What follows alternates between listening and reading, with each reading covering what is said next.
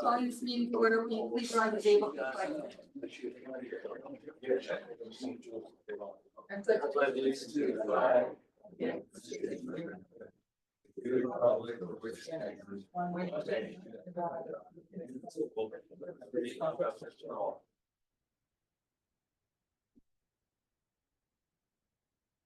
This meeting is called pursuant to the provisions of the Open Public Meetings Law. This meeting of February 24, 2025 is included in the list of meetings notice sent to the Hunterdon County Democrat, Courier News on January 6, 2025, posted on the bulletin board at Borough Hall on that date, and has remained continuously posted as required. In addition, a copy of this notice has been available to the public and has been filed in the office of the Borough Clerk. Give us a roll call, please. Okay, Councilman Arias is absent. Councilwoman Engelhardt here. Councilwoman Pizarro here. Councilman Levitt Here. Council Vice President Long Here. Council President Parker. Here. Mayor Carroll. Here. She's on. She's on. Okay, so we're starting tonight off. State plan has just recently come out, as well as a list of meetings per county that the State Planning Commission is hosting with the host county. Ours is coming up very quickly in the beginning of March. Beth McManus, our planner, is graciously agreed to come on very short notice to explain to the public and the council what's entailed in looking at state plans for review purposes. So, Beth, you want to just go through what you want to go first? Yeah, I'd be happy to. So as you said in the introduction, the state is trying to move forward with the state plan. This is, for those that might not be in the know about this, this is essentially a master plan for the state. And it is largely about land use and infrastructure, although it does delve into some other topics. But it's intended to guide state infrastructure and investments throughout the state. And ultimately, it includes a variety of goals and objectives and policies for how to accomplish its goals that address things ranging from open space preservation to economic development. And it also includes what's referred to as a state plan policy map. And that's a map of the state that identifies every property, although it's not on a property line basis, but every property in the state is designated as one of 5 planning areas, ranging from planning area 5, which is environmentally sensitive, all the way to planning area 1, which is metropolitan. So planning area 1 are places like Trenton. Planning area 5 is much of Sussex County, for example. And so our last state plan was adopted in 2001, and now it was supposed to be updated or revisited every 5 years. And while there have been some starts over the years, they really haven't been able to get through the entire process successfully. That said, the process that has been kicked off now has really been embraced by the counties, and I'll talk to you about why that's important, but the counties are going to help lead the effort. It's embraced by the county, and it really feels like it has solid legs, so to speak, to try to continue. So I'm very much crossing my fingers that the state plan will follow through to fruition, and we'll have an updated state plan, because it's a little silly that we're still dealing with one back from 2001 at this point. So what's currently being asked of municipalities is to participate in the process and share what we think about the state plan policies, goals, objectives, as well as the state plan map. And as I said a moment ago, the counties are very much involved, so much that Hunterdon County is offering to serve as what's referred to as a negotiating entity for each of its municipalities. And I have to say that I would anticipate that that's going to be a good thing. They're going to take a lot of work or take on a lot of work for municipalities. So I would certainly suggest that that is a good thing from the perspective of Flemington. As part of their effort and the state's effort, the county is hosting a meeting in early March to share information and to hopefully get folks to participate and be excited about the process. And they're also working with the state office of planning advocacy, who is managing the state plan process. They're asking that the counties and municipalities adopt, excuse me, not adopt, but provide information. It's referred to as a cross-acceptance template, essentially asking questions about how the goals, the policies, etc., relate to the municipality, if they're supported, essentially, or if we think that revisions are necessary. And then asking about the state plan map, again, from more or less 2001. There have been some revisions to it, municipal specific revisions. But how does that state plan map work for Flemington's vision, Flemington's goals for itself? Now, this whole process of municipalities working with the county and or working with the state, and the county working with the state, is referred to as cross acceptance. And that is the process that we're engaged in right now, or I guess that the state is engaged in. They're engaged in this cross acceptance process where the state puts together this preliminary draft state plan, and then feedback about it, feedback about how the 2001 map should change is provided from the state or to the state from the counties and then from the municipalities. And I also want to share, I think that it's a good idea to engage in this process. Right now, admittedly, it's a little unclear how much of an impact the state plan will have on each municipality in the state. However, it is intended to guide infrastructure and resources that the state provides. And it is also not for the current affordable housing obligation, but it's relevant to future affordable housing obligations because it indicates where in the state growth is anticipated and supported from the perspective of state policy. And so I think it makes sense for the borough to participate. It's certainly in our best interest to have a state plan that aligns with our own goals and objectives. And frankly, having the county serve as the negotiating entity I really think makes that a bit easier in the sense that it removes some of the cost and the effort required from the borough. But there are steps necessary in order for the borough to participate in this process. So first and foremost, the municipality will need to put together a committee of folks that will engage with the county, that will provide responses, and that committee needs to be created via a resolution.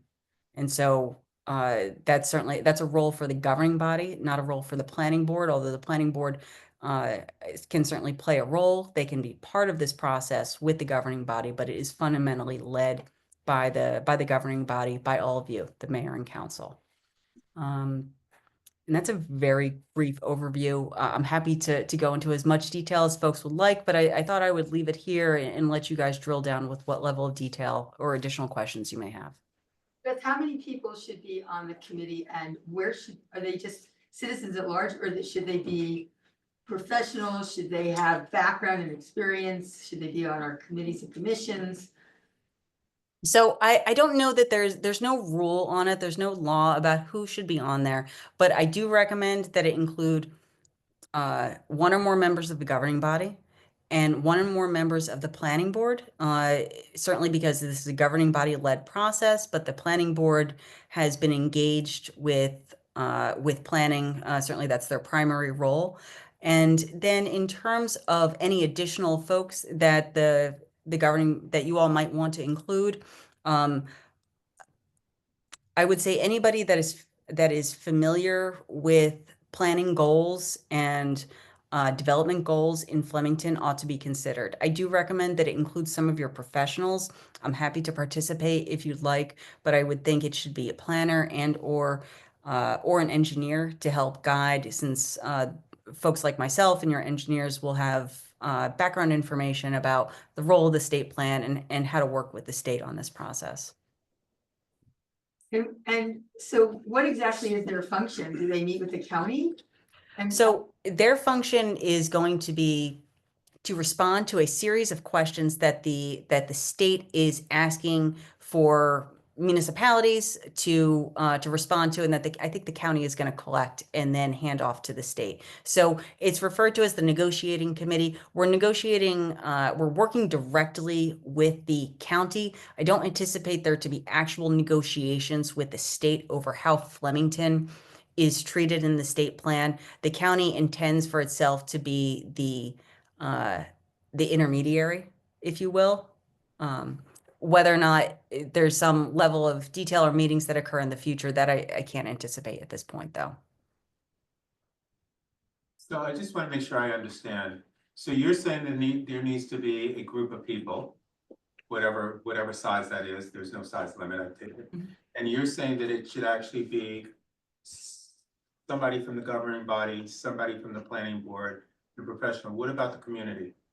I think that including the community, there's certainly no downside. The only word of caution I would give is that I think that subcommittees that get too large can be a bit unwieldy, but including a few members from each of these groups, a few professionals, and a few public members, I don't think would result in too large of a group. Right, because what I heard was 3 or 4, and so if we added somebody from the community on, I think it's a good idea. Because they also have vision and whatever the case may be, to be included in that. Yeah, okay. Yeah. Anybody else?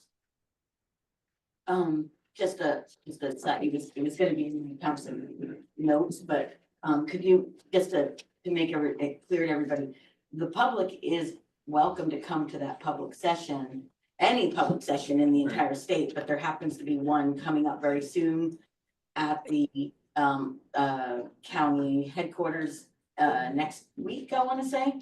Yep, it's on March 6th, and yeah, thank you very much. I want to be clear about that. It's not intended to be a closed meeting with just municipal officials. This is a public meeting, truly public, so anybody that is interested in this, regardless of whether they're on a committee or not, is free to attend. And also anybody that is really interested, you can go to the state plan website and download the Citizens Guide to the preliminary state plan.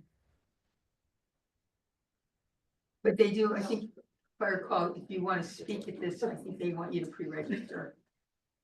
That I don't have that detail. I don't see that on their flyer, but that may be the case. Um, Anybody else have any other questions for Beth? All right, thank you so much, Beth, for popping in. My pleasure. Appreciate it. All right. Take care, folks. Thank you. Good night. Okay, I don't have a huge report. Where's Jerry? Jerry? Standing right there in the Oh, doorway. okay. I didn't have a huge report. The chief and I did have a conversation about an article that was in TAP regarding the warming center, and both of us had some concerns about misinformation that was in there. And I just wanted you to Yeah, just to clarify, the individual that was in the library with the unfortunate overdose was from Holland Township, not Flemington. right, reported in there consistently that it was a Flemingtonian and it was not.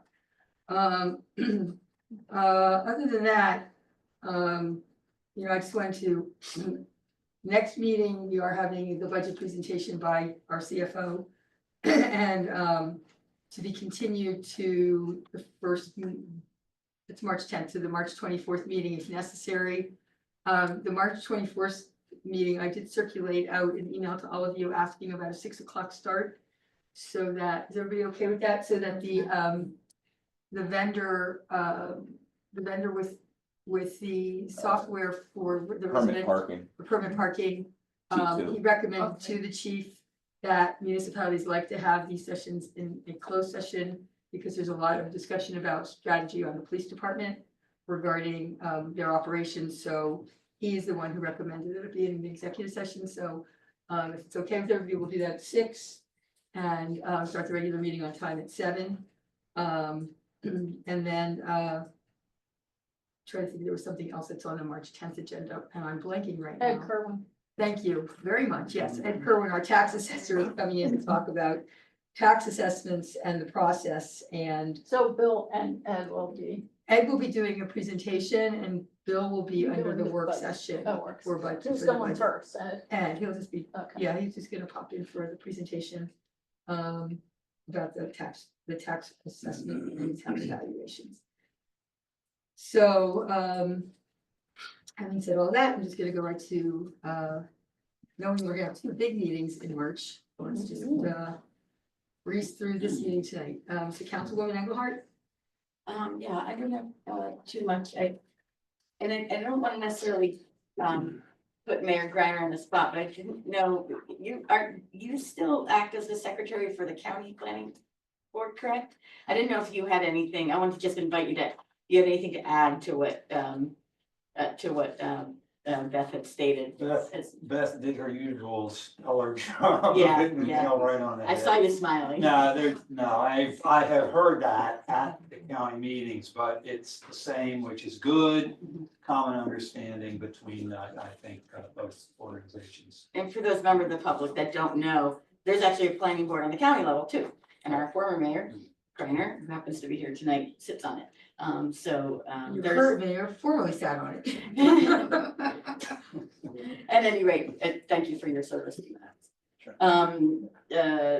I don't have much today. The parking committee met today, and obviously there's some items on our agenda tonight that are a result of that. We had some really good conversations and kind of moving forward to make some locations in town a bit safer.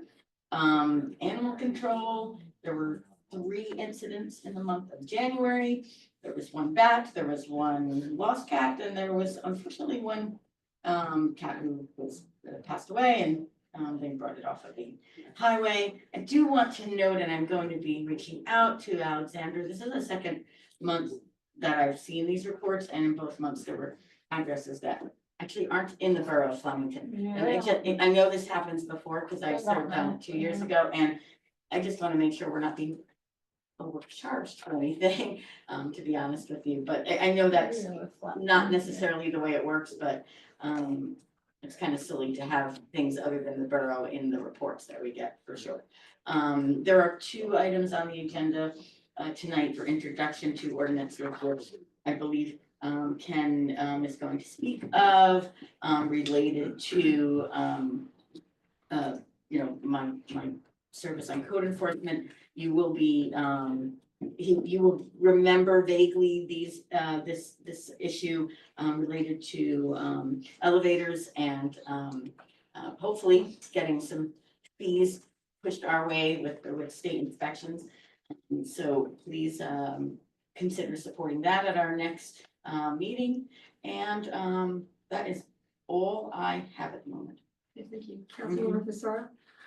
I'll be very, very brief. The library construction continues.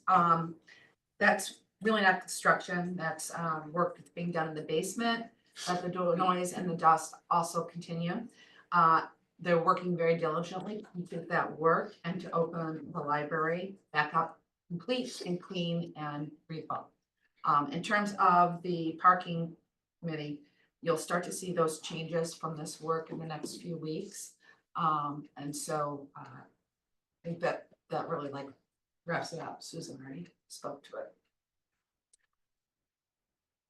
Okay, yep, that's it. Thank you. Councilman Levitt? Thank you. On schools, I did try to get Dr. McGann here to present to us, but unfortunately our schedules did not line up. So I will be going to the last town hall meeting that they're going to be having on Wednesday night. And I think I emailed everybody, but if any of you have any questions you want me to ask on Wednesday night, email me, let me know. I will try and get them asked for you. Other than that, Environmental Commission meeting is next Monday, March 3rd at 7 p.m. And just wanted to say that the NAACP put on another wonderful Black History Month event this weekend at Sangle. And that's pretty much everything. Thank you. Thank you. It should be noted that meeting on Wednesday night, I'm sorry to interrupt, is also available virtually. That too, yes. Councilman Wong? Hi, good evening. So not a big report, but just something that I'm hatching here. So at January's reorg, I was granted a civic engagement committee, and this has been something I've wanted to do for a very long time. I am now in my 2nd term. This is my 3rd year of that term.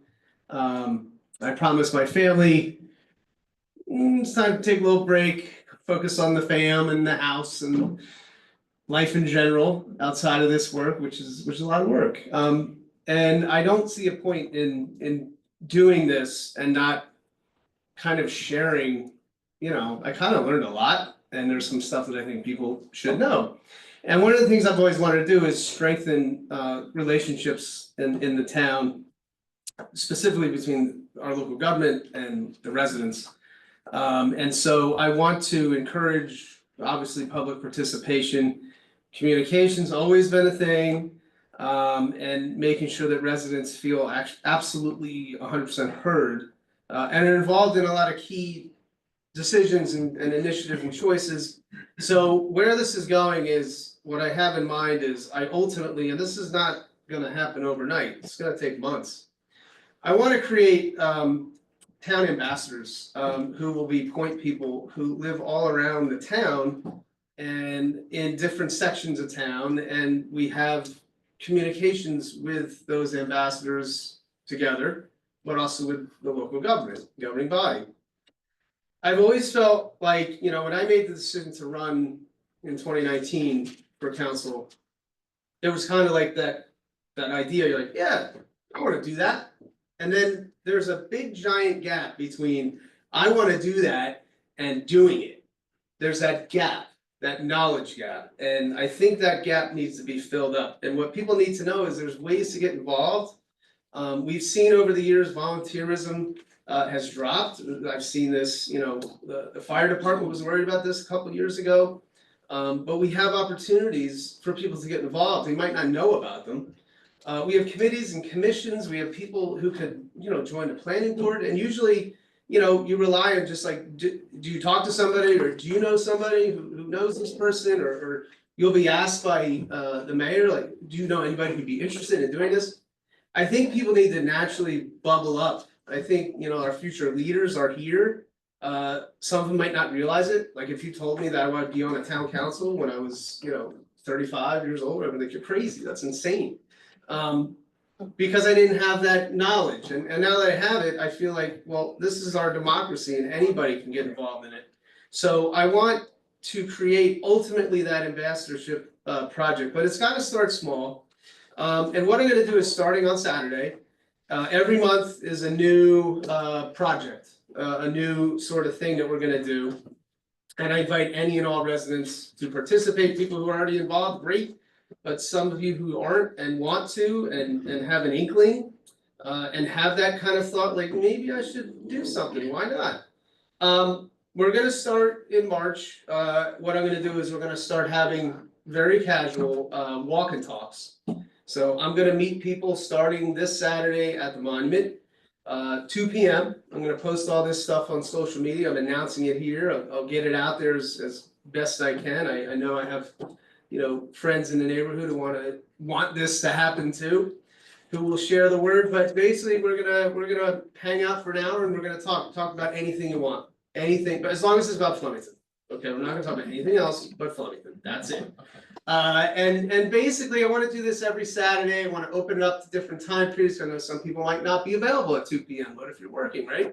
But I want to strategize around just getting people talking and meeting, and those just as casual acquaintances. Those are very important things. I'm not talking about like you're gonna meet your best friend on Saturday. No, casual, just relaxing conversation about hearing what other people have to say. And you might be surprised. People might agree. Maybe we'll disagree. Oh no, isn't that horrible? But we're gonna talk it out. So we're gonna have that. In the future, I plan on inviting other council members and mayor to kind of sit down. Maybe you hurt your knee or something. You can't walk on Saturdays, so maybe you want to meet up at a coffee shop or a local place, and we can chat with you and you can talk and you ask us questions, get to know us better, put a name to a face. I also want to invite our professionals. I want to invite our employees to actually talk to me about, you know, what should people know about Flemington? Like, what do you do? And what happens if, like, hey, they forgot to pick up my trash? Who do I call? Like, those basic things. Building up to, you know, just kind of getting to the point where when I meet people in town and I'm on a street that I might not know some of the people, they can give me the whole history. There's people in this town who can tell you, oh, the so-and-sos live here, this guy, the guy who used to own the Huntington County Democrat, lived in that house. Now his granddaughter lives there or something. So these are real things. These are real things that happen. So I think that that's ultimately where this goes. But I just wanted everybody to know that this is something you should anticipate every month, something new.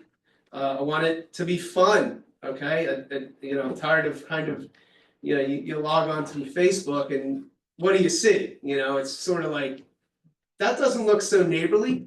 So we got to create these real connections with people.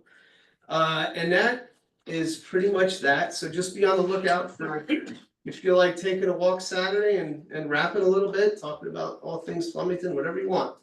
I'll be there, meet at the monument, 2 p.m. And then after that, just anticipate a lot more stuff going on. So basically the idea is that, you know, for me, my charter is trying to foster an informed, involved, and an empowered community, enhance transparency. That's why I said that where this is going in full transparency, I want to create ambassadors for this town. That's the goal. And that's through outreach, education, and collaboration. So pretty much that's my report. Thank you. Thank you. Council President Parker. So, Jeremy, the only comment I would have on that is, could you please make sure that you connect with Dave Norton and Mark Hubert? Just because I know that I like what you're saying, and I just want to make sure that everybody's not overlapping. Yeah, absolutely. Thanks. So for me this week, so I actually met the owner of the shops at Flemington, and his vision and goal for the shops at Flemington are just, I mean, it's just so exciting. And it kind of goes along with the whole thing of incorporating into Main Street and what's going on in Stangle, so that they're an integral part of what's going on and helping the town be recognized. There's some programs they're bringing in, which is pretty exciting. So I just think he's going to be a really valuable addition to this town. And he will bring in something that is missing in the town as well, just in terms of outreach and making sure everybody's incorporated. And he's actually got some programs that he's actually going to be rolling out that will affect everyone to bring traffic there and then push traffic back over to Main Street. So we had a long discussion on concept and what he wants to do. The other thing is, so I am actually going to start the outreach. I said that one of the things, my goal is outreach to all the businesses in Flemington, because I think that's a missing part, and I think that they are an integral part of this community, and I think that they should be acknowledged as such. And so I am actually going to start within the next week, maybe 2 weeks, just depending on my schedule right now, and actually go into these businesses or call them if they're whatever, and actually go and shake their hand and let them know who we are, we exist, what do you need, what's missing, how can we do it better? Just because I want to understand what they need in order to grow their business and what are the obstacles in a way that is not giving them, providing them the foot traffic that they anticipated when they open. So this has been a big passion of mine. I've talked about it with everybody, and so we're going to start executing. I am doing this in conjunction with FCP. FCP, we actually had a retreat this week, which I thought was probably the best retreat that had happened since I've been serving on it. And the reason that it was good is because one of my pet peeves is that it needs to reinvent themselves, that it is not an event organization. That's not its charter. Its charter really is to support, recruit, support, and help sustain businesses in this community so that we don't have this flip-flop in and out, and people can't survive. So that means that they need to understand how to come into the community, how to sustain in the community, and how to do outreach. So it's all of that, and there was a really, I mean, we really, I mean, this was a meeting that lasted for 4 hours. And there was no fluff in this meeting. One of the other things is, and I'm a big proponent of this because I do this with my clients, and I also think this is a real good counsel thing, and we kind of talked about this, is that you have to understand where people's strengths are. Because if you're just appointing people to stuff and they have no knowledge of how that works, that means you're starting from ground zero and you're trying to build something that can't be built, right? Or it's going to take forever to build. So I actually conducted a skills assessment. So we put everybody's skills and went around the room with everybody's skills on the table. And now what's happening is that based upon that, that's how committees are going to be set up with those skill sets. Because in order for this to grow, we need to identify who does what the best way. That doesn't mean that you're taking anything away from anybody else, but it means in order to get from here to here, you have at least have to have people who have the knowledge to get there. So I thought it was, I thought it was like one of the best meetings we've had. We also understand what resources are needed. They also understand, and yes, and I will address this right up front. To be fair, after I kind of dug into this a little bit more, I don't know that the person that we hired for as executive director was treated fairly in terms of what expectations were. And so we redefined those expectations along with goals and objectives for the FCP that's going to be accomplished in 2025. And so therefore, when they come back next year, and they start talking about budgets and things like that, they can also talk about what accomplishments have been made. And they're trackable, they're traceable, and they're measurable.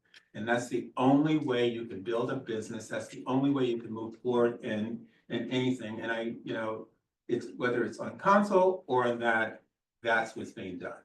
So there's a lot of exciting things that's going on. We're also tying them into the redevelopment. Courthouse Square is coming on board. This is a huge thing, which means we need to start planning for this yesterday. And so that's getting the redevelopers involved with BID, involved with the small businesses, getting council to understand exactly what it takes to make this all work. And it's not just a one-day event. It is from the time they open to the end of the year. Because that's the only way you get people coming in, is there has to be something. So we're springing off from the shops at Flemington, Stengel, and Main Street and making those things happen. So there's always something happening every single week. So that's kind of where we are, and that's it for me. Okay, thank you. We're up to public comment session number 1. Anybody from the public wishing to speak in 3 minutes, come up to the microphone. If you're speaking on West Road, there is a public hearing for that. Oh, no, it's an introduction, so you can speak on it. You try just your name.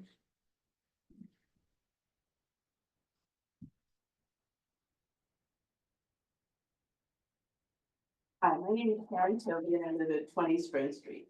I'm just, Ms. Toby, can you just spell your name, last name for the record? Sure, T-O-B as in Victor, I-Jones, J-O-N-E-S. Thank you. I actually just had a follow-up question. I don't know if I'm allowed to ask that at this point. I'm just curious as to what happened with the resolution about the warming center. What was decided? And There is no resolution about the warming center. They're not in compliance with their zoning. So they need to remove the cots. Okay, so how long have the cots been there before it was noted? I couldn't answer that question. Well, I can answer that question. So one of the statements that was made in the last session is none of the council members have been into the warming center. Mm-hmm. I was in the warming center. I did tour the warming center a year and a half ago, right? And there were cots there and the shower curtains there, and it was not called a warming center. I'm just being very honest and very upfront. So I think that there is this I just think that there is this mass ball of nonsense that doesn't need to actually happen. You know what? If I make a mistake, I own up to my mistake and I correct it. But if you're never going to own up to the mistake, then nothing can be corrected, and then we're going in this fire. That's what I was saying. Mhm. So what was the mistake? Because there are cots and that are not allowed in the warming Right, center. okay, so I Because wasn't it's, sure. because it wasn't called, but my point of it is it was not called a warming center when I went to, I'm just saying, I'm just being very honest, it was not called a warming center. It was, when I toured it, Mhm. it was, these people come in at XYZ time and they leave at XYZ time. I never heard the term warming center until recently. That sounds more like a shelter. But I'm not, I mean, I'm not defining, the bottom I'm line just telling you also what I'm not trying to define anything, I'm not trying to point Let me fingers. just also say, I'm it's just saying that this is when I toured it, this is what I was told. it's the county's contract and the county had never inspected it until this year. I'm just gonna say that too. So But there's other similar centers in the county. there is no other, we host, the Borough of Flemington and our police department host the entire county's population, they come here. Mhm. So there's no other warming shelters in the county, but I will So- tell you that in the big storm we just had where a lot of the county lost power, the Office of Emergency Management told all of the coordinators around the county, don't send them to Flemington, it's not fit for families. That's a lovely reputation to have here in the borough. Well, exactly. I So- mean, it's a concern that there's people who have a need and there's no way to meet that need. I mean, that's a larger concern than the semantics of what we call it. So I think it's an important issue to not just, hope it goes away. I think we need to address it. And I think that, it starts with decisions made at your level. So I hope that this isn't something that we, the statute's not being followed, so these people's needs aren't gonna be met. I don't think that's It's adequate. the county's contract. It's not our contract to meet anybody's needs. Under the state of New Jersey's law, any municipality that has 10 homeless people requiring shelter Mhm. when it is extreme conditions must provide a location. No municipality in this county meets that criteria. The county took it upon themselves to come up with an idea to help all the municipalities, and they put it here. Okay. Okay, there are 25 other municipalities where it could be. And in my personal opinion, having it in any of these little small towns is not the best option for any of the small towns because it burdens our police department. Mhm. Okay, well, I mean, I'm sure that's a concern that needs to be addressed, but I don't think that should be the end of the discussion. I It's think not we- the end of the discussion, trust me. Okay, It is not the end of the discussion. Nobody is uncompassionate up here towards anybody. But it's about the fairness of to Flemington Mhm. taking so much of so many burdens, including the, 25% of all Section 8 certificates are in this town. Federal law says they're supposed to be spread out equally over a county. You have 25%. We have 148 where we should have 19, right, so, okay, for example. I don't know if this would, so what you talked about at the beginning with the town planner, is this something that should be discussed by that committee, that this is a need that's presented itself and we need to find a way to address that need? It's a countywide need. It is not a borough of And it Flemington sounds need. like the county is very involved in what's gonna happen with, the infrastructure and the state plan. Could This, that be? the state plan. Okay. does have to do Totally with different. Okay. Totally different. warming shelter. But let me just say this. Just want to make this very, very clear, okay? No one's against taking care of people that need to be taken care of. So let's just say that. The place in which it is housed right now is not the right place. It's not fair to them. It's not fair to the town, and it's not fair to the officers. So the issue really is the location of the place. The building that it's in is in an office building. That's not, there's no warming center that's in an office building. Right, That's not fair. That's not fair. So if you want to say we need this, we want this and the whole bit, then what the real crux of the issue is that where it's located and how it's set up. There's two things that are going on there. So it's not that anybody's against it. It is the fact that it is not conducive. Up until COVID, Period. the churches used to rotate and take care of it. right. And then COVID happened and then the churches said, you can't go to church and they can't come in. Well, And so the county found this as a solution then, and now everybody's pointing to Flemington saying, you gotta keep them. And Right, and I hear what you're saying, and I want, like, if there's an avenue to be part of the discussion for how this is gonna be resolved, I certainly would be interested in that. I have your phone number. I'm happy to give you a call. I live a block away, I did not know it was there. I was not aware, it is not disrupting me, it is not something I was concerned about, it is not like a malevolent force, you know, that needs to be addressed in our neighborhood. You know, my concern has been much more about the construction than it has about the heart, you know, the danger of the warming center. So I hear what you're saying.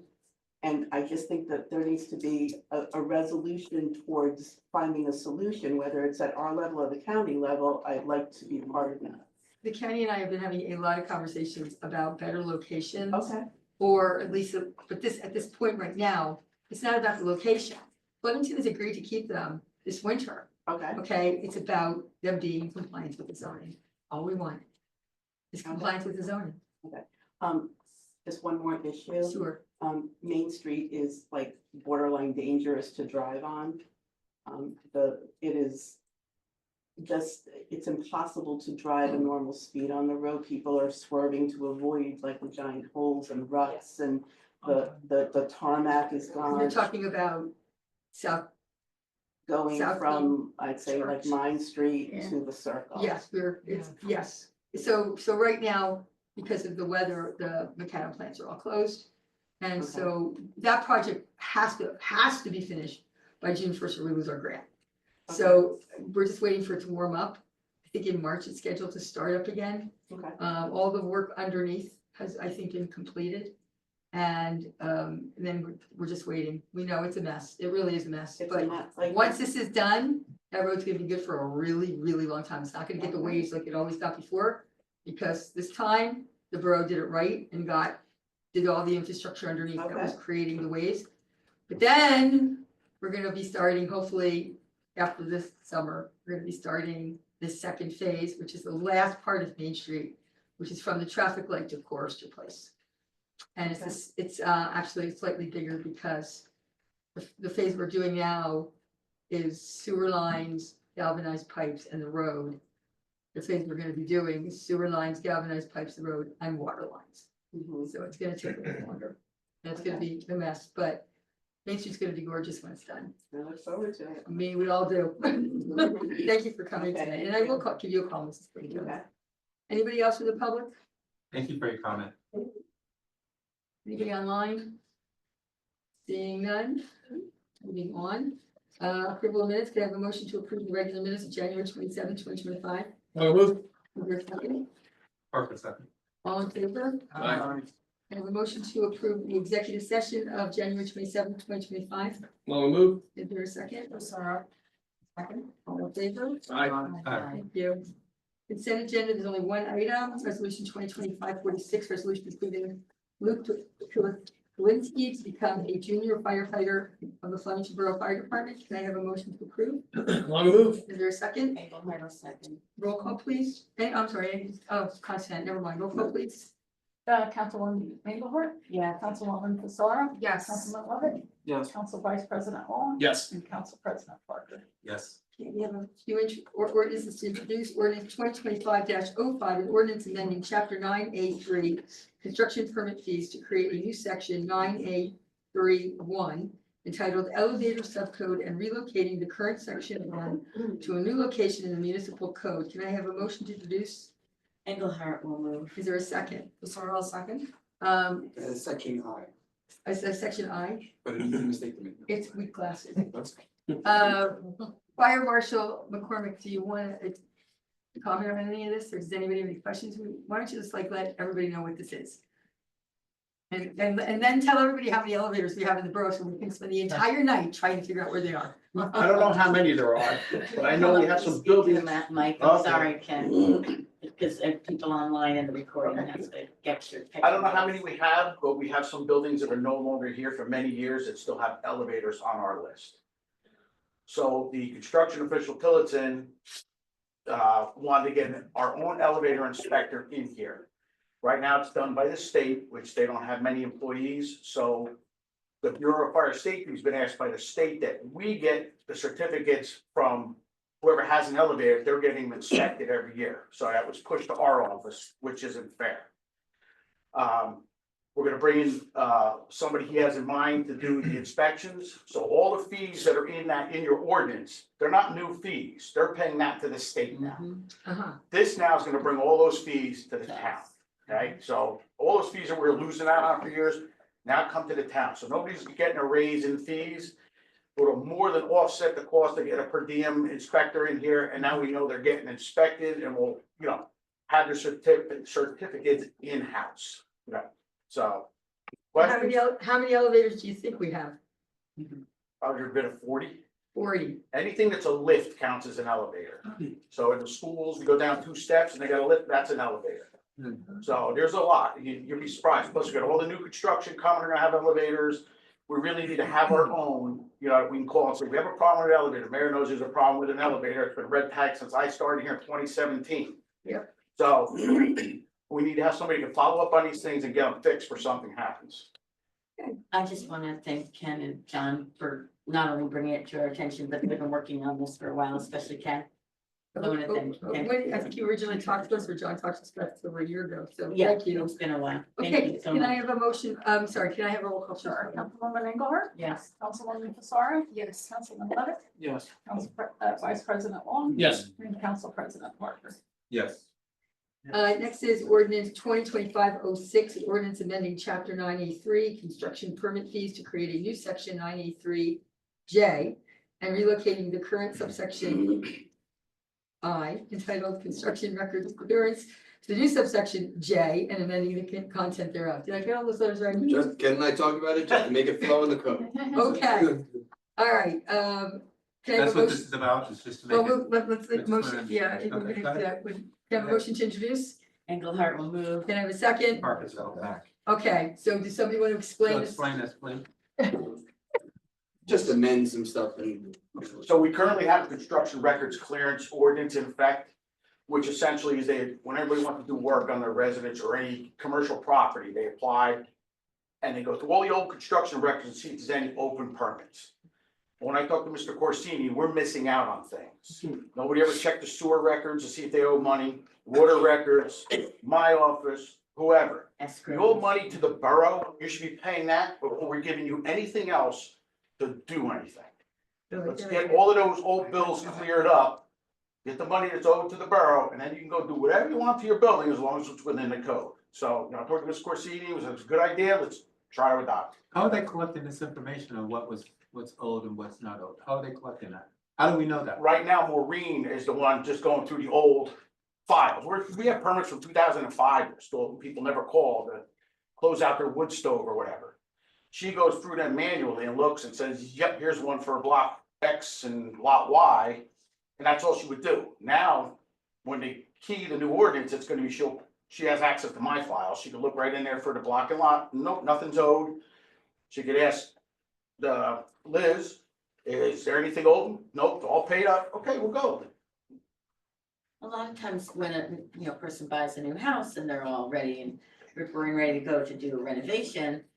And they want to come for a permit, this will also give them the opportunity to go, hey, you have this, that, and the other thing done, and there weren't final inspections done on this, or X wasn't paid, so it's good for a number of reasons. So if there's a new home, let's just say there's a new homeowner, right? The homeowner is doing everything in jest, there's nothing that says that it hasn't been done, hasn't been done, or whatever the case may be. And they find out that these things are, what happens to that homeowner? Are they gonna be Nothing. responsible? This should be caught Right. before the new homeowner buys it. Right, They're gonna Well, do we a hope construction records clearance So clearly. before we know sale. that didn't happen to them. that's what due diligence is, like Right. they do this search. For us, from my office, if they don't pay any open fines and someone buys that property, that fee goes to the new owner. Right, So the the fees fines all, they go all stay to with the, the with owner. the, Yeah, with the the property. it stays with the bricks, so that's what we're trying to get ahead of it now, it's for a new owner buys, and all of a sudden we're like, you got about 12 open permits, and like, I don't know.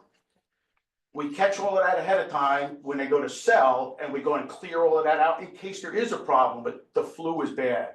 Now the current homeowner, you gotta get the flu fixed, a home inspector may not catch that. Right. That's why we're going in, we do our inspections per whatever they applied for in the past.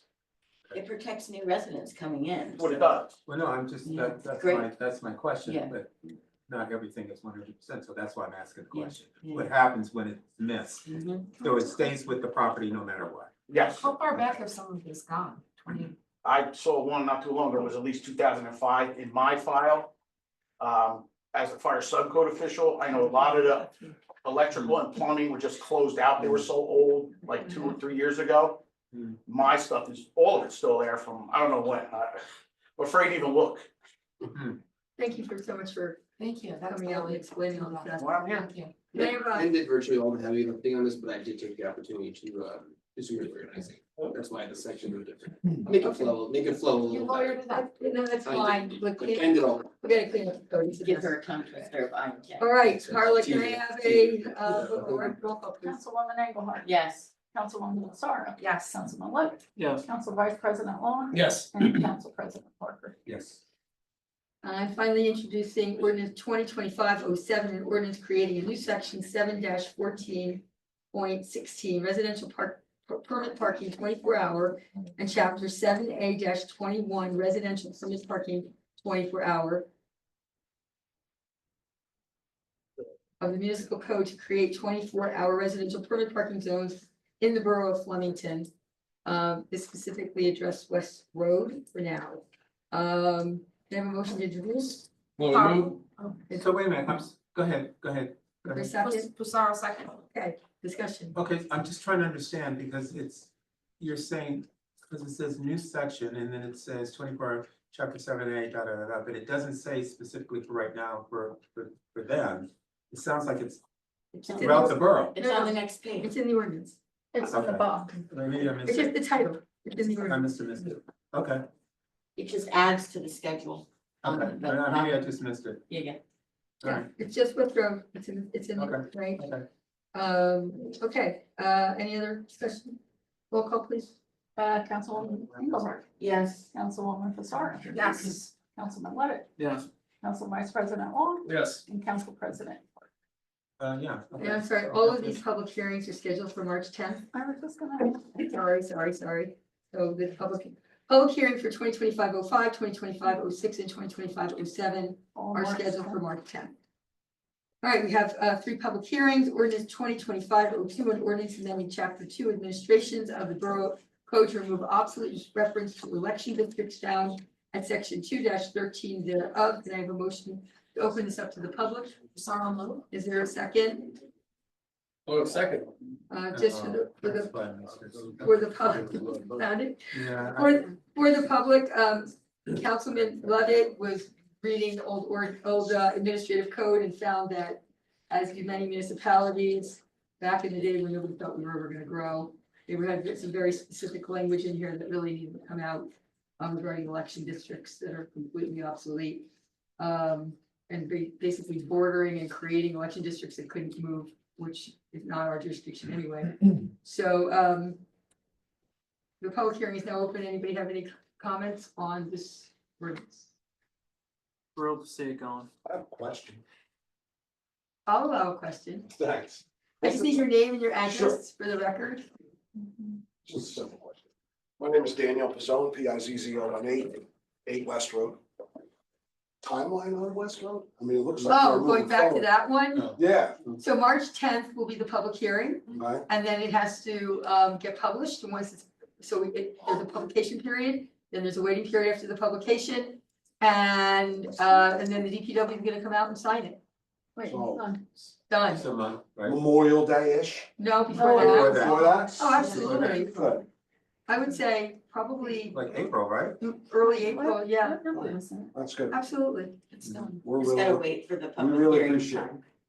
residents here in West Road. We're appreciate sorry you're everything. getting lost, Joey. Mayor, just encourage them once it's passed to come get their permits. Right, yeah, that's the next thing. You're gonna We'll have to have to strongly. You're gonna have to get your, that, you know, your residential permits to Yeah. park on the street and your visitor parking Yeah. permits to allow visitors to park on Now, the street. how does that work? Because I have a company vehicle. It's unmarked. It's not commercial plates, but it's registered to my company. Could That's I not a get a problem. permit for that? You can use the visitor tag for it. You Visitor can, tag. yes, it's. Visitor tag. Yeah, That's good overnight and everything? yeah. Yeah. What address is your company registered to? 700 Raymond Boulevard, Newark, New Jersey. Visitor time. They know, they wrote me a couple tickets for leaving it out there in snowstorms. Yeah, no, it's. Thank you for coming. Yeah, no problem. Yeah, buy the signs with them. Appreciate all. Thank you so much. All right, getting back to ordinance 2025-02. Anybody from the public? Seeing none, can I have a motion to close the hearing? I'll move. Is there a second? Engelhardt will second. All in favor? Aye. Can I have a motion to adopt ordinance 25-02? Double move. Is there a second? Seconds. Roll call, please. Councilwoman Engelhardt? Yes. Councilwoman Fasar? Yes. Councilman Levitt? Yes. Council Vice President Long? Yes. And Council President Parker? Yes. That's way clearer. Okay. Ordinance 2025-03, an ordinance amending chapter 7A, traffic schedules to create one-way streets at Spring Street, Winfield Avenue to Maple Avenue from north to south, and Maple Avenue, Broad Street to Spring Street from east to west. Can I have a motion to open up the public hearing? Is there a second? Engelhardt will second. Anybody wishing to speak on this?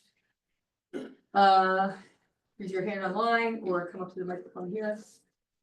Again, for the public, this is in anticipation of trying to correct some traffic issues that we are anticipating to keep the flow around the Union Hotel up to, trying to get traffic up to use Main Street, which is a large artery. Seeing none, can I have a motion to close the public hearing to the public? Is there a second? On second. All in favor? Aye. Can I have a, Can we make comments? not until we have a motion to adopt? Is there a motion to adopt? Is there a second? Levitt will second. Any discussion? Is that okay if I? Yep. The first comment? Sure. I just wanted to clarify something, and actually Mayor Cryer may actually remember this being on, on the board with me all those years ago. I just want to make sure, because I got a call from a neighbor of mine asking specifically about this today. So I just wanted to clarify, there's two different phases when a big project like the Union Hotel is being, done. There's a site plan approval. That was done years ago with the planning board, and that's why you're seeing construction being built now. During the planning board process, there was a lot of talk about, okay, which road should go where, and, does this plan work with the roads? One of the things we talked about during the approval process for the site plan is, we may want to change the direction of this road or that road. In fact, right before, coincidentally, the, one of the several site plans were approved. We actually switched the direction years ago of Bloomfield. It used to run from one way from Broad to Main, and we switched it. And so as we were going through the site planning process, the directions of the roads was also something we actually said, hey, can we do this at the same time? Because we were looking to have a kind of a clockwise motion around the block there. And we were told, no, this is site plan approval versus if there's any changes that the municipality wants to make to their roads, since we own the roads, they own the property, right? We do that later. So this ordinance as it's presented, with the exception of the weight additions, and I have absolutely no issue with that addition to this ordinance, by the way, is very, very similar to what we discussed even a decade ago on the planning board as to how we envisioned traffic moving around this site. So this isn't a corrective measure, it's more of a codifying measure, and that, at least from my perspective, it's definitely what the planning board envisioned would happen eventually once the construction got along. So I just wanted to kind of reassure and reinforce that this is a good thing and it's moving along in the direction that the planning board had predicted, for lack of better words. Anybody else have any discussion? Roll call, please. Councilwoman Engelhardt? Yes. Councilwoman Fasar? Yes. Councilman Levitt? Yes. Council Vice President Long? Yes. And Council President Parker? Yes. Ordinance 25-04, an ordinance amending chapter 7A, traffic schedules to create weight restrictions for Bloomfield Avenue between Spring Street and Broad Street, and Spring Street between Maple Avenue and William Street. Can I have a motion to open up to the public? I'll move. Can I have a second? Sorrow, second. This ordinance is now open to the public for public comment. Anybody wishing to speak, please come up to the microphone, state your name and address for the record, raise your hand online. Being none, can I have a motion to close the public hearing? So moved. Is there a second? Sorrow, second. All in favor? Aye. Have a motion to adopt ordinance 2025-04. I have a comment. Let's get a motion and seconded. Can I have a Sorry, I motion, did that please? again. Move. Is there a second? Levitt second. Any discussion? There we go. Sorry, I did it twice in a row. We had a discussion about this morning at the parking committee, and I had some concerns as to how the turning radiuses would work. And the traffic engineer definitely addressed my concerns, so I have absolutely no problem with this So it's, ordinance and support it. What was And what was one of the? I was just wondering if the radius from Spring turning right onto Maple was large enough for the trucks. And that, because that's the whole reason why we were putting these weight restrictions in from Spring to William. I wanted to make sure that was the case and that everybody felt safe with that, and everybody did, so I'm comfortable with it. We also had discussion about like what size truck that is, so Yeah. that would be your basic moving truck or box truck for deliveries, so. That should be. 18-wheeler. Yeah, it's not for 18-wheelers, but you could have a moving truck in there, like if you. Yeah, moving truck is in it. Yeah, moving truck is an 18-wheeler, they assured us that that would work, they assured us that that Just would work making today sure that too. it doesn't impact how businesses or people get their furniture. First people have to stop it. Yes, they do, Carl. All right, any other discussion? Can I have a roll call, please? Sure, Councilwoman Engelhardt? Yes. Councilwoman Pissarro? Yes. Councilman Levitt? Yes. Council Vice President Long? Yes. And Council President Parker. Yes. Okay, number 13, on regular agenda, item number 7, resolution 2025-47, resolution recognizing Black History Month. Can I have a motion to adopt? Engelhardt will move. Is there a second? Parker second. Any discussion? Just a little late. Sorry. Roll call, please. Councilwoman Engelhardt? Yes. Councilwoman Pissarro? Yes. Councilman Levitt? Yes. Council Vice President Long? Yes. And Council President Parker. I'm sorry. Resolution 2025-48, 2025 temporary budget for the Flemington Community Partnership. May I have a motion to adopt?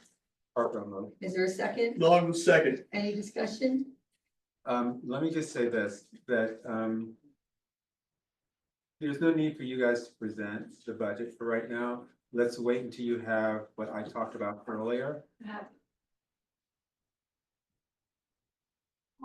Well, because we're talking about a temporary budget right now. Yeah, sorry, there's So- two so- things on the agenda. Right, so my point of it is that, let's wait for that until you have all of the things that you're saying you have all that stuff now? The 2025 objective?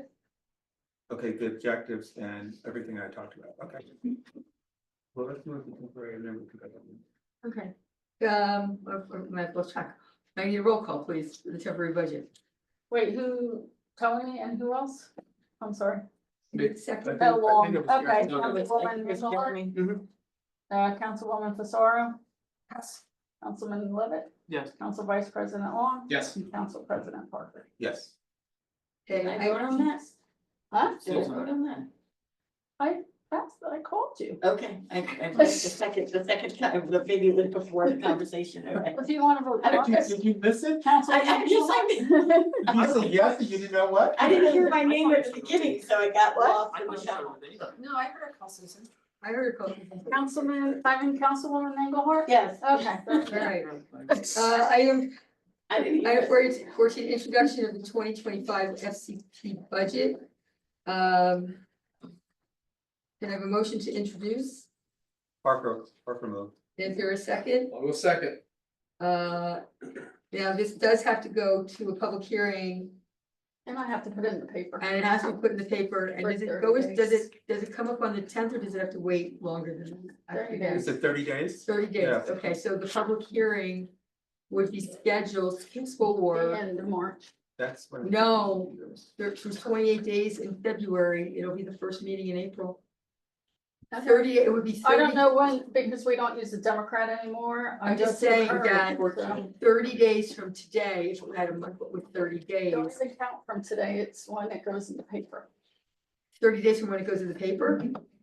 Oh, So when is So it going in let's the do paper? April. so most likely it'll The be the beginning of April April. 14th meeting? Yeah. Okay, So then I would wait until that meeting to bring this to.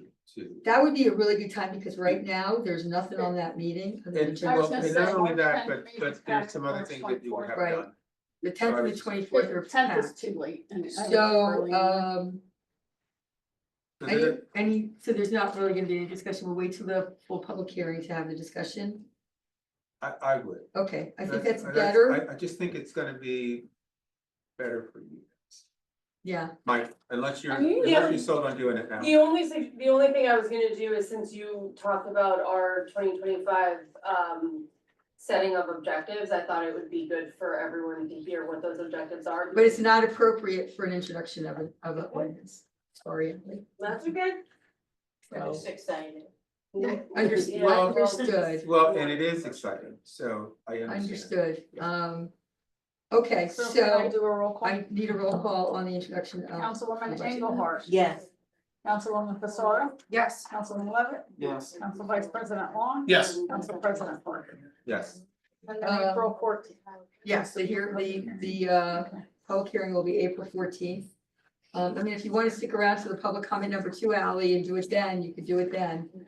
All right, so we do have a work session. I did just let Jay Troutman know we're getting close and he's supposed to zoom in if he saw my text, but I don't know if he did, because I already put it back on airplane mode, so.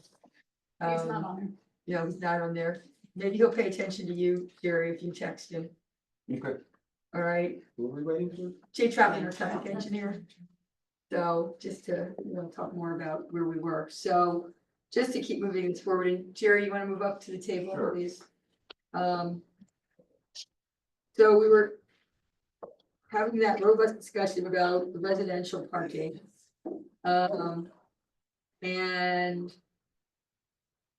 we all wanted to have the company come in and talk to everybody about the software and how it works, so he won't be here until March 24th. But I wanted to just to continue to try to get us to continue moving this forward, so where we left off, and we had a consensus, was single family homes, 2 residential, 2 visitor. Apartments, per apartment, 1 residential, 1 visitor. There was a consensus that additional overnight permanent residential, meaning you have a car that is registered to the house, would be $100 a year. Flat fee for an additional 3rd, 4th, or 5th, whatever. And we were kind of stuck on the consensus for 24/7, which is what our chief of police is advocating. I know Councilwoman Frank came out in favor of that. I know Councilwoman Star was in favor of that. I'm in favor of it. I don't remember where Councilman Arias was, and honestly, I think you guys were not as, can't remember. I mean, honestly, because we were still discussing it. And there was also no consensus about what to charge for an overnight visitor on the street, or in one of the municipal lots. So there was for 1 night. So keeping in mind that every single family home is gonna get 4 tickets that tags that allow you to park a car on the street, 2 visitor, 2 residential, all automatically get 4. So, is that accurate? What I just summarized? I don't know if we're on consensus on all of those items that you said we were on consensus for, at least not. Consensus means there's an agreement of a majority. It doesn't mean that everybody agrees. So then, thank you for clarifying that definition. Okay, so I think there was a majority on all of those positions. The $100 for an additional residential, the 2-2, the 1-1. And I think that's where we kind of got where we were. And what was really holding everything up was the visitor tags. And, you know, we spent a lot of time today at the parking committee meeting talking about which streets would have meters, if we go meter at some point.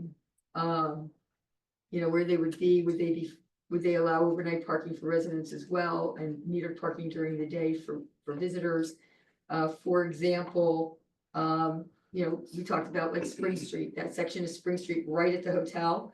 You know, it's agreed that residents should be allowed to park in those spaces, but at some point we may put in meters where outsiders, visitors to the Union Hotel would get metered parking as well.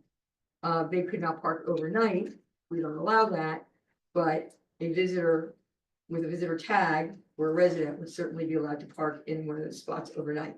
And why would we use meters? That's for people coming to the hotel as a guest. They're not residents of the. Maybe I'm just not getting. So if I have a house right there and I'm parking on the street, Yes, I'm allowed to do that, but there's a meter right there. yes, and it would allow for residents only or metered parking up until whatever time. You know, we don't allow overnight parking. We don't allow it on Main Street. We wouldn't. I think there'd be some spots that are available for visitors or the public to come through, but you would be guaranteed. You, as a resident, you would have your tab. Correct. That's why you're not getting. I'm sorry, what? What streets are Spring Street? So that's an example of Spring Street is. Is that the only street? No, we also talked about doing something similar where Aunt Millie's is on William Street, so that the residents on William Street would also be able to park there. But guests at Aunt Millie's would also be able to, if they can't find a place to park in their lot, they could pay for metered parking on the street as well. Because Main Street's I gonna. just don't see the need of meter parking. I mean, how many parking spaces are you Well, gonna? we're not. I thought that was further out. Right now. Yeah. That's, Oh, okay, I thought you were. No, doing no, it no, now, no, because you no. said meter and I. No. So so this whole meter thing is, we have been anticipating that hopefully we are gonna need meters in this town, Yes. right? That's the thing, is that we are hoping that we are gonna need them. So we have interviewed 2 meter companies. We've actually selected one that we like better than the other. We're now working on figuring out how many meters we would eventually need, how much we would charge for those meters, how long it's gonna take to get the return on investment, where they would go. This is all long-term planning in anticipation that maybe in a year, or maybe in 6 months, or maybe in 2 years, we're gonna need them. And we'll be ready to pull a trigger. All the work will be done by the parking committee. So it is not for right now. Not for right now. Right now, it's just the resident. Yeah, parking. I think we're muddying the waters. We need to be very clear as to what our goals, short-term goals are. Right. Yeah, that's long-term goals. what confused me. I'm Thank like, you. well, why are Sorry. you talking about meters? Yeah, okay. So, yeah, so that was what we We are- did. we We did spent a have lot that of time vision doing that ahead. today because Right. we are envisioning, yes, that this is gonna be so busy that people on Spring Street won't be able to park in their own homes. So we're gonna need to do metering at some point. But in the meantime, we're back to the visitor tags and overnight and whether, you know, I mean, the chief and Jay, who still hasn't called in, you know, both said again today, if we don't do the 24/7, there's no point in doing any of this because it's just gonna keep it all a mess. We've got to either, you know, and charging for overnight for visitors. If you don't charge for a visitor to be there overnight, then what's the point of doing any of it? Well, I don't think that is the issue really charging for people overnight? I don't think that was the issue. I think the issue was 24/7. That was the issue. And what do you mean if we don't do 24/7, so it's either this or don't do anything? That sounds a little bit ridiculous. So the point of it is that the overnight, I thought that everybody was on board with overnight, that the overnight pass. You have to have because- visitors or Yes. residents to park Okay, overnight. but that's fine. So that Okay. has nothing to do with 24 hour. That's two different things. I mean, just say, No, I'm but not to sure say I you're gonna follow. throw it out with the bath, well, You know, this is what I thought I heard you say. So let me make sure I heard you right. And then if I didn't, then I apologize and you need to Okay. correct me. So what I heard is what you said was, if you're not gonna do 24-hour parking, then what's the sense of doing this? That's what I thought I heard. But you're saying it's okay to do 24-hour parking. Right, but Then I withdraw what I said. Then okay. I don't understand, I just I'm didn't not sure understand I where that, understand where that either, was because going. that was, Yeah, I think The what, 24-hour, no, wait a minute. The 24-hour parking is an issue. I don't think we approved that we wanted to do 24-hour parking. What we said is that we would charge for overnight parking. I think that's where we landed, that we would charge for overnight parking. That's where we landed.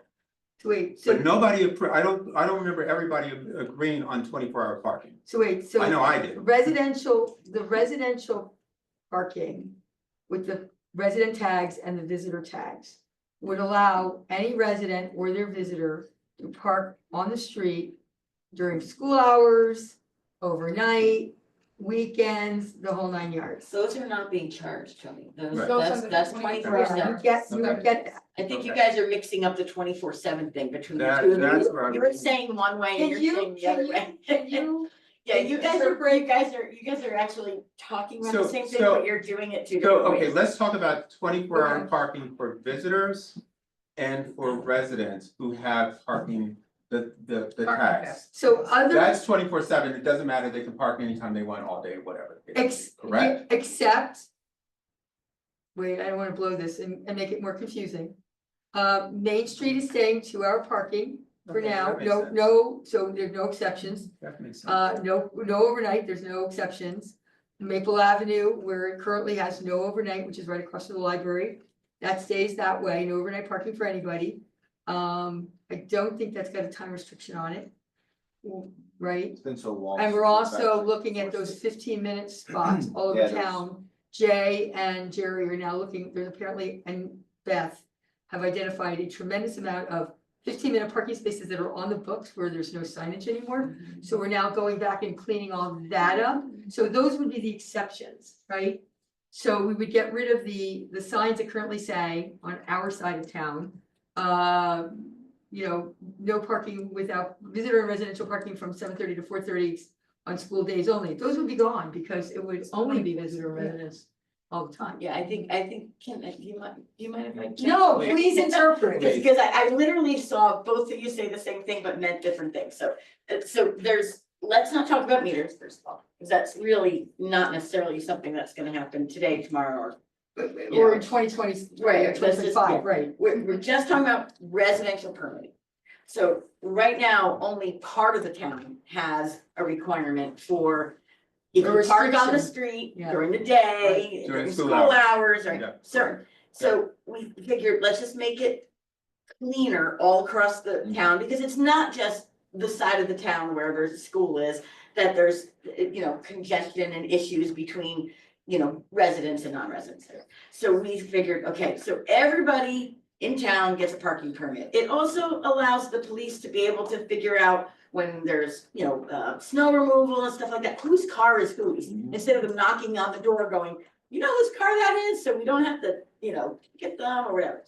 So everybody in town gets permits, X amount for, X amount of residential, X amount of visitors. The non-consensus is, for me personally, is that I don't necessarily want to see a difference in the single family and renters. Homes, individual homes versus a building with maybe, 2 to 4. Yeah, remember?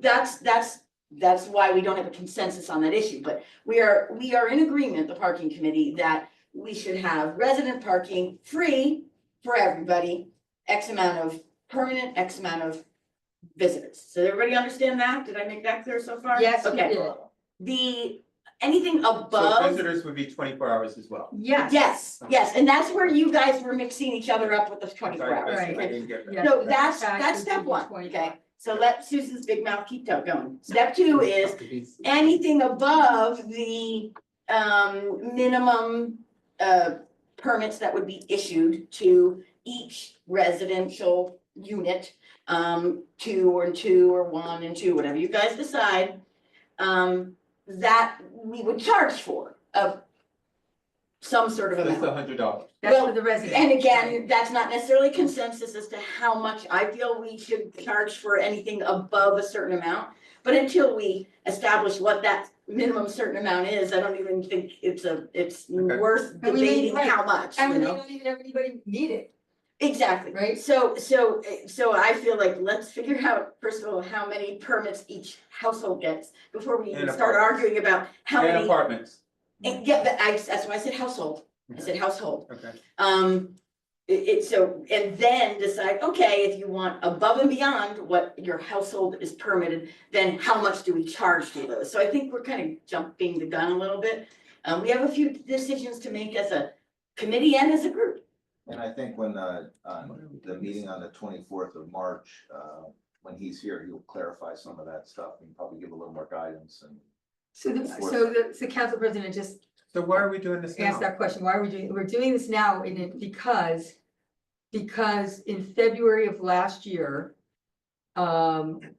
Jay Troutman had a conversation with Jack Hust, who disclosed for the first time, he did not disclose this at the planning board hearings. He did not disclose it at the council hearings when they were going through the redevelopment process, that he was going to be charging the 205 apartments for parking on his site.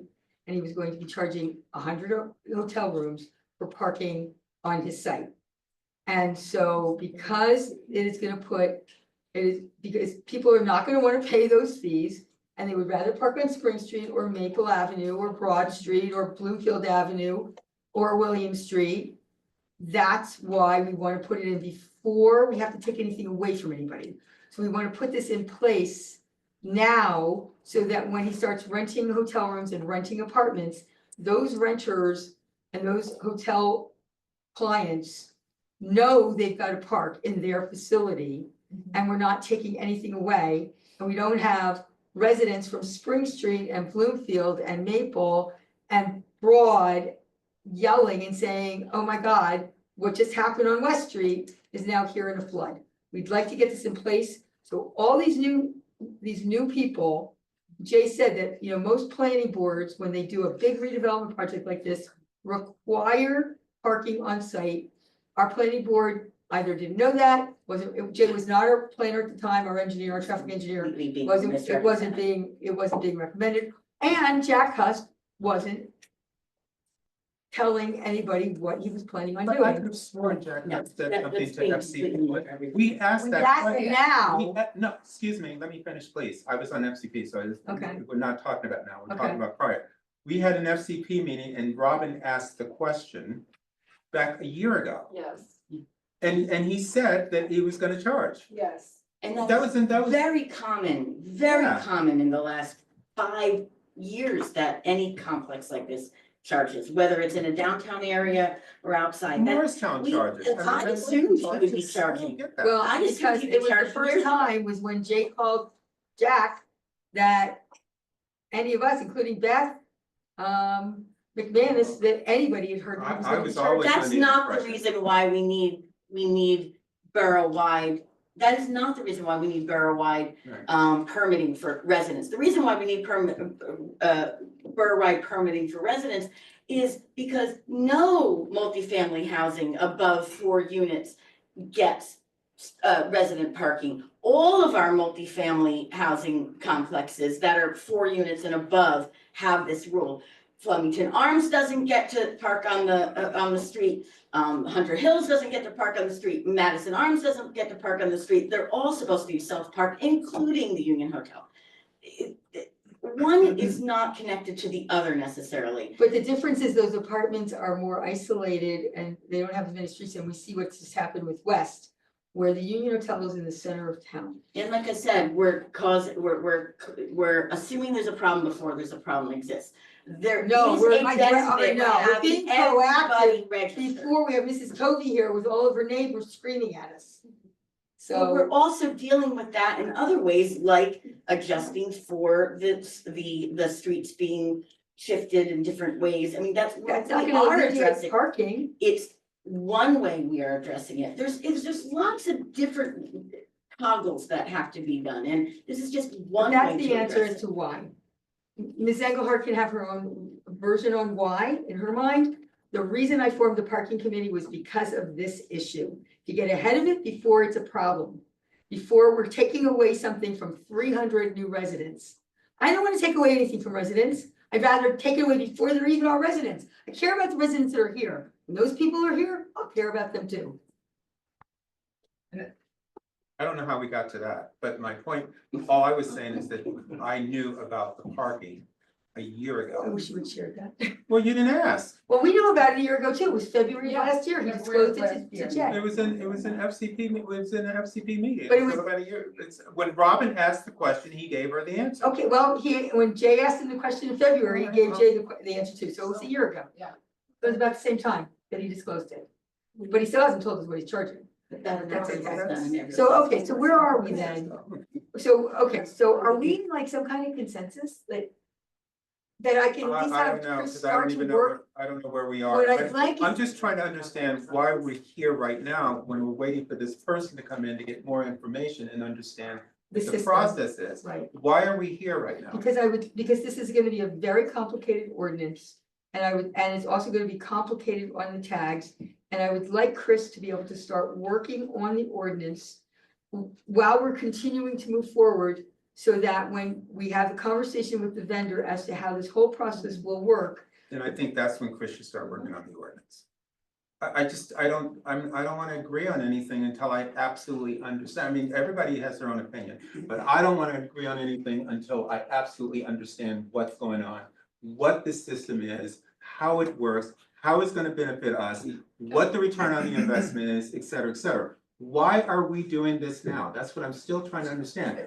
To get ahead of it, I mean, Yes. okay. But that's what we pay him for, so it doesn't really make any difference how, when he does it, the point of it is, let's do it and make sure that we do it right, that's my point, so he doesn't have a lot of reiterations, that's the way I look. I just don't know why we're here. Go ahead, Speaking with, Jerry, I'm sorry. It's okay, speaking with T2 and John, basically, you know, it's what you guys want parking to be. As far as your restrictions, requirements, everything to meet the goals of the community, to make sure, I mean, the ultimate goal is to make sure that people have parking in front of their residence or the nearby. Right, You know, we do need the system because the system we have now is a little antiquated, a little. I Oh, currently it's have a never sticker on the back side of my window. Yeah, That's it. That's yeah. the only reference. Yeah, don't and there is know. there is a registration, but it's not as easy to pull up and get the information and verify. What are they gonna get on West Road? They're right gonna away, get they're gonna gonna get get the old stuff. the They're gonna original system to start, because I Then we don't can foresee work us after having this. that newer system in place. Once you agree upon it, but I think the main thing is just kind of think about what direction or how you wanna have parking. And he can help you fill in the blanks and what other communities do, from fees to be charged to, you know, what you wanna give your residents as far as part of being a part of the community. so I think that's the key, I think you said several really important things. What is his experience in terms of going through this process and what happens in the whole bit, so that we get that knowledge before we even agree on anything? I'm so tired of like, okay, well, we gotta get this done, let's just do it right. I mean, whether he's gotta do 50 reiterations or just one is important. So why are we doing this right? I still don't understand why we're doing this right now. I'm sorry, but I don't get it. And maybe What I'm do you just mean being right thick. now? You mean tonight? Yes, Yeah, why are we that's doing what I this tonight? Oh, because I'm just continuing to try to get us to come to some kind of Okay. consensus. Okay, well, we're not there, so let's find out where he is, let's get this information so that we can get to a consensus, so everybody feels comfortable. And That's what my suggestion is. so March 24th, they'll be here and 6 o'clock. 6 o'clock, and if you guys have questions, I can share an email address if you wanna like resend some or whatever you guys want. Let's just bring him in, Jerry, and let's hear what he has. I mean, I'm sure we're gonna have 1,001 questions when he gets here. Okay. But again, I'd rather gather the knowledge of what he brings, like what he experiences in the whole bit. Yep. So that before we get to this and try to get a consensus, that we understand. That's all I wanna do is understand. I am not gonna make a decision until I absolutely understand. Jerry, didn't he give us a like PowerPoint presentation or something, We- maybe just you back guys- that electronically could be distributed? Uh, You did, didn't For the meeting? I believe you Yeah. did. I thought you passed one out. think that's, didn't you give it to everybody up here? Yeah. I don't even remember it. I don't remember. I think the rest of the council would be, I would thought- benefit from that, please. Exactly. Yep. I thought Electronically we or- gave or one to in person. everybody already. We did. I'll check my records. I'm pretty sure it did. So And he's, Just as a reminder, Yeah, thank yeah, you. and he's coming in on the 24th. Yeah. March six sixth. o'clock. Well, then let's just see what happens on. Okay, one of the most restricted towns, he says, for parking is Gettysburg, Pennsylvania, if you wanna look at their website. but they're crazy. They charge for everything. So I mean, they have how many, They get over 1 million visitors a year for. Yeah. but no, but Well, he that's said what they it's had for. like 25 different Exactly. fee schedules. I mean, that's just crazy. Yeah. That's So- insane. We don't wanna do that. We No. don't. No, no. Yeah, I No. think, Let's I keep think it that as simple. an example will confuse people more. I think from having seen him, just to kind of alleviate, I don't know if you could resend the PowerPoint maybe Yeah. electronically. Absolutely. I think that we're really talking about a software solution. Yeah. Essentially. Yeah. Which is going to take this from being manual and coming into the clerk and getting all of that. We You used to do it all online. Clerk. It's not gonna be Clark, it's gonna be the police department. It's gonna be the police department, that's one. It's gonna I give already them the put my tools foot to do it. Yeah, me too. I'll fight it outside. Automation. Or in the as library. opposed to funky. No, you not gotta the go to the library. library. Nobody wants it. Not the library. I'll do it at my house. Yeah, Right at my house. In all seriousness, Adrian has a very good point, like we wanna stress, that what this guy's coming in to have us look at is a software system to be able to Right. easily issue these permits. Yeah. That's Automation what instead And of you can always change Rolodex. what works, yeah. All right. Okay, Thanks, Jerry. thank you, Jerry, I appreciate it. Okay, we're up to public comment. Jerry, are you session. leaving? No, I'm staying. No, stand by. Public comment session number 2. Okay, I need your name. No, I can't wait to get new ones. I mean, that's why Name people for the don't record, come. just so you can- Hallie Norton, 29 East Main You Street. feel better? I am clearing up halfway through my antibiotics. It's not contagious. We were suffering the last. For 3 weeks. Flu month, yeah, it's been brutal. Flu is not Is good. that what you have? I don't now. I did 2 weeks ago, I had chest infection now. Yeah, that's what happened to me in the, over Everybody. Christmas time. This is sick for months. Okay, so 2 things. The first one is a question, or at least maybe a suggestion would be when there are discussions about parking or a parking committee, are there any small business owners who have businesses on Main Street who are on that parking committee? Or is there a way for the voices of those of us who have been handling getting our customers to park, or, you know, seeing people park for 7 hours directly in front of our store, if there's a way to include us in the conversations about. So it's my appointed committee, and we talk about all that stuff. Okay. And one of the things, like the meters will fix that, Mm-hmm. and if it's a 2-hour parking place and the police see a resident or a visitor tag sitting there all day, they'll address it. But the meters will fix that problem. Yeah. I mean, basically, we're looking at how to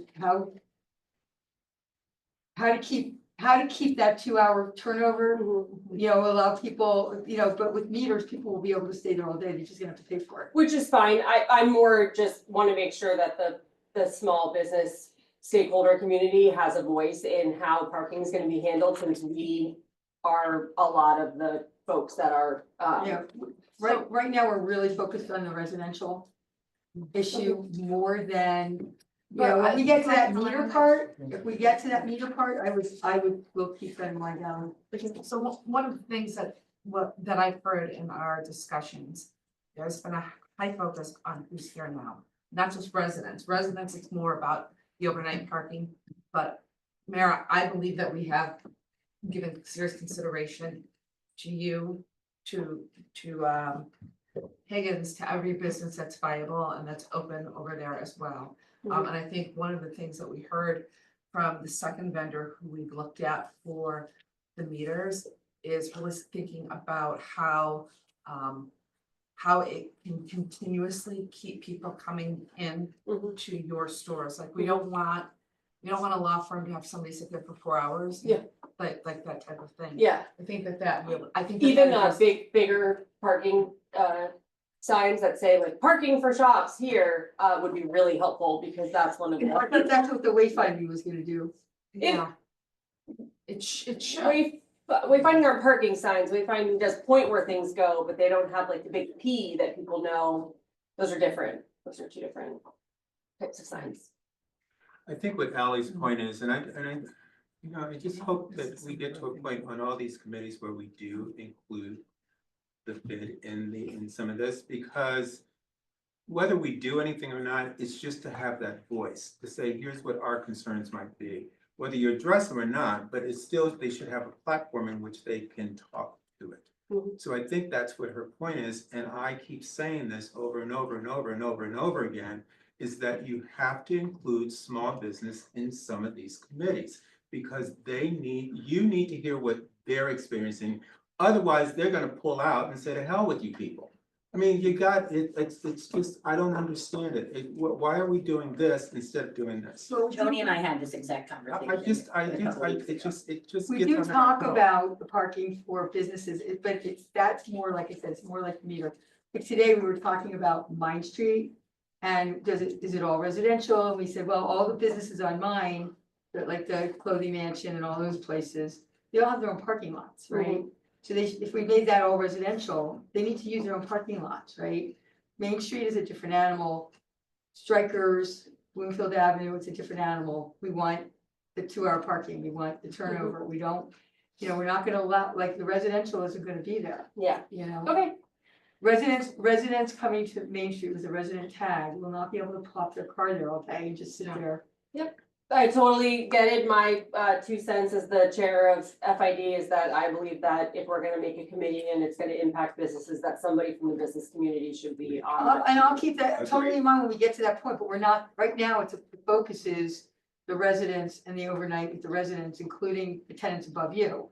Because there are residents, and where do they, you know, Not above me, there's no reason. well, I mean, you know, I mean, Yeah, there's we're buildings full on full me. business. So what I'm hearing is that right now it's focused on resident, but when it gets to the business Business. part, then you are gonna be, Yeah. Yes. that's what I heard. So Thank that's the you. commitment. And I'm sorry if that took No, go the ahead. conversation 3 minutes, but the other issue I wanted to bring up, and I know, Susan, we talked a little bit about it, and Tony, I know I've engaged you, but both as the FID chair and as a mentor to some of the younger or incoming small business owners, I have stepped in and helped with things. One of the issues I'm facing right now is the person who took over the lease at 48 Main Street is trying to open her business, and she's running into a lot of zoning denials in specifically related to the signage. A couple of things, there's like a gazillion emails and a lot of back and forth with Pat and with different folks, but the long and the short of it is I purchased a sign, a circular sign that fits within, according to the way that we all agree in the United States of America, the way that we do square footage of a circle is not the same as a square, right? Everybody knows radius.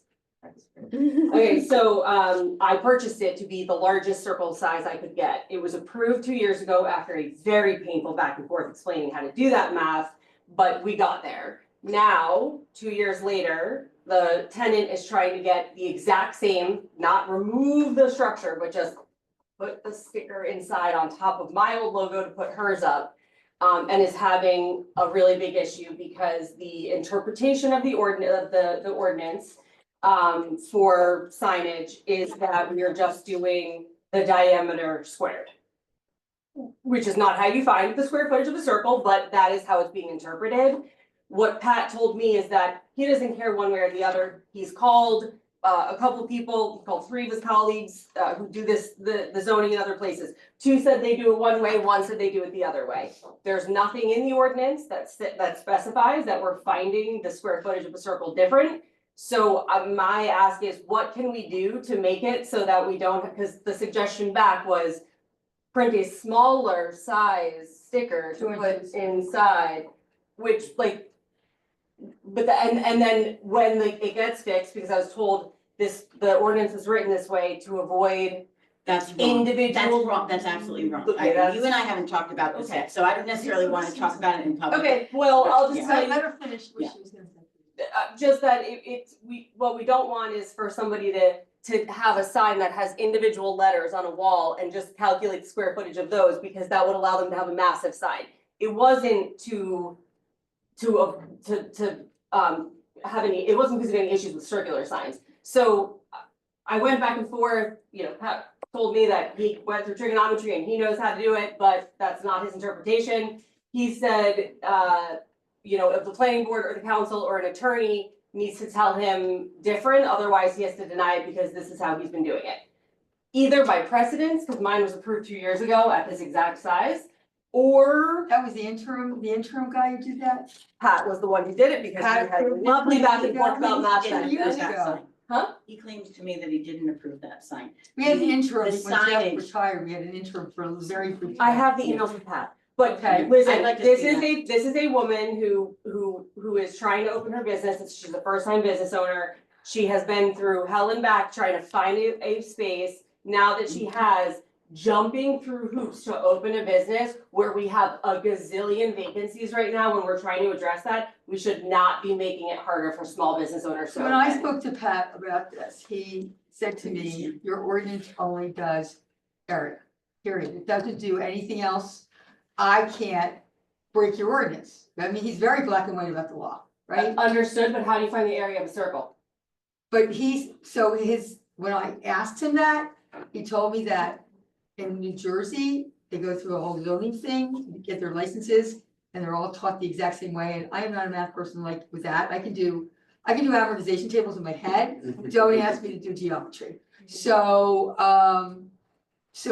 you know, he told me on the phone, this is how they all do it, and I haven't any And knowledge, he- he said one of the people. but contacted said if he did this with you 2 years ago and you have those emails or his signature on an approval. Yeah, I wanna see, I You wanna see an submitted approved. them. I wanna gave see all of the approved. paperwork to the person and said, I had a really hard time with signage.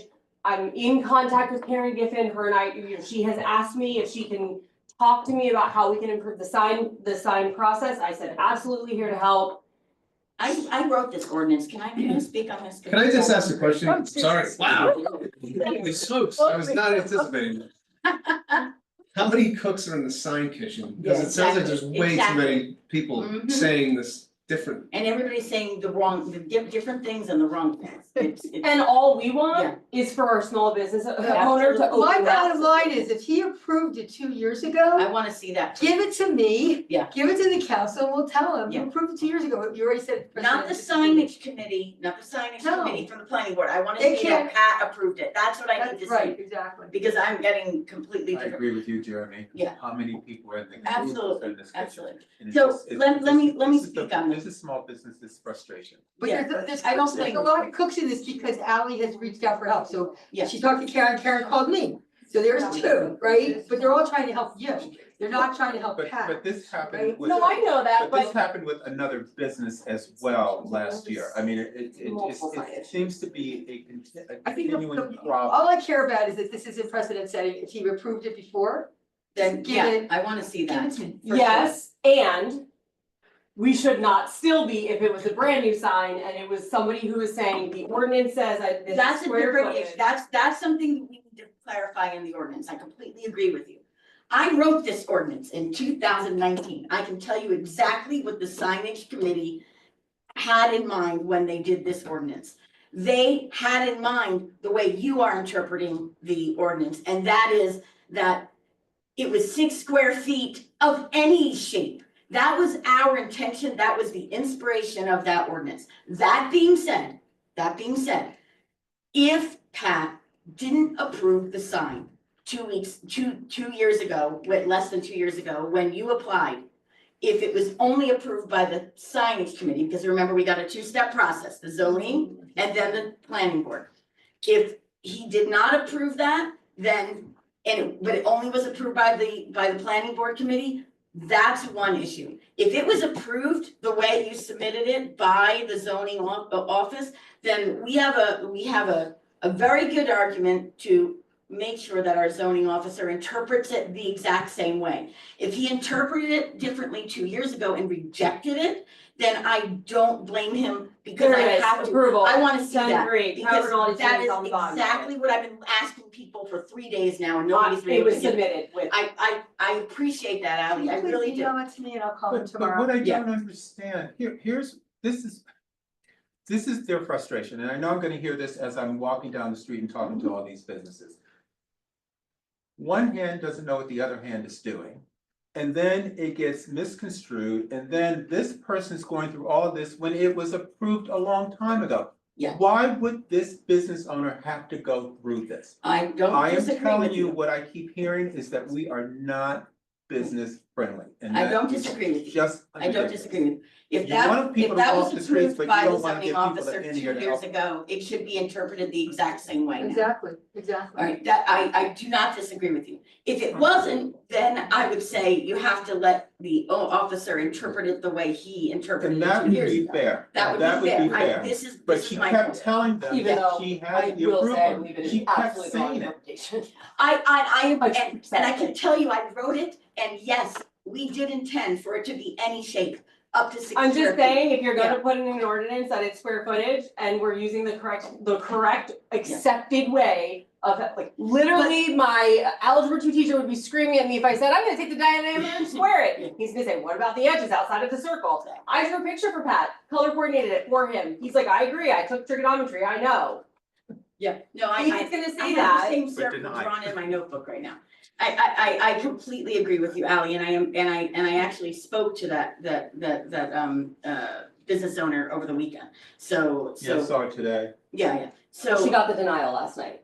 Yeah. Another one. She told me. yes, and I've also spoken to the code enforcement officer, so we are working on this. I want to assure you of that, and you and I have not spoken up to this point. If I do respect the fact that, look, the blade ordinance was written in 2019 because we didn't have one up to that point. So everybody, if you wanted a blade, had to go for a variance. So the planning board was going, this is silly, we're giving variances for every single blade sign. So we created this ordinance. Is every ordinance perfect? No. In fact, this was the first time we did this one. If it needs to be tweaked to make it clear as to what the intentions were of that sign committee, we'll do that. But that's not gonna help this lady right now. That's my point, And that's, Karen already yeah. said that this is on the docket for Yeah. conversation amongst the sign committee, they're Yes. going to be looking through this to rewrite. She asked for my input, I said, I will gladly work on that with you, but I want a It's solution literally for 2 this. lines. I already have it marked up. What's your Exactly. email address? It's mcaro@historicflemington.com. We've had emails, it's Of just, course we have. but it's not showing. Okay. Yeah, please. All right, forward me there you that. go. And I will call him. It even showing 32 by 32 with the approval, and it's actually 31.5 by 31.5, which put you at 5.41 square feet, and I know because I calculated probably 15 Thank you, times to make sure I'm Alan. I not an idiot. appreciate your work. Thank you, And see. and thank you, Jeremy, for waking me up, and thank you, Alex, for keeping me. So, anybody else from the public? Anybody online from the public? Pat Reality's online. Pat is online. Yeah, he's online. You just let her know. I don't think we should, I don't think we should discuss this any further. No, I agree. This I is a agree. Leave it specific alone. If application. you're gonna take care of it, leave it alone. The council could approve it tonight.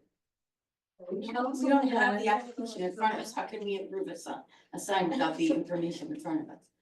I have in my email the description and but I don't have the zoning application in front of us.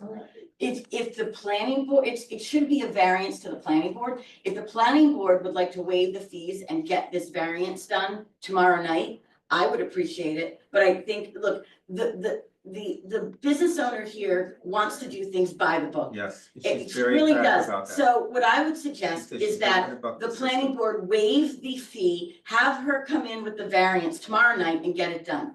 Because that will be by the book. The way that the zoning officer is interpreting right now.